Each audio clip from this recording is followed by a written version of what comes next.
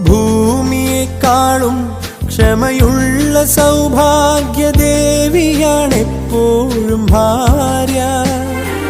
ഭൂമിയെക്കാളും ക്ഷമയുള്ള സൗഭാഗ്യദേവിയാണെപ്പോഴും ഭാര്യ. മന്ദസ്മിതങ്ങളാൽ നീറും മനസ്സിനെ ചന്ദനം ചാർത്തുന്നു ഭാര്യ. മന്ദസ്മിതങ്ങളാൽ നീറും മനസ്സിനെ ചന്ദനം ചാർത്തുന്നു ഭാര്യ. പൂമുഖവാതിൽക്കൽ സ്നേഹം വിടർത്തുന്ന പൂന്തിങ്കളാകുന്നു ഭാര്യ. ദുഃഖത്തിൻ മുള്ളുകൾ പൂവിരൽ തുമ്പിനാൽ പുഷ്പങ്ങളാക്കുന്നു ഭാര്യ.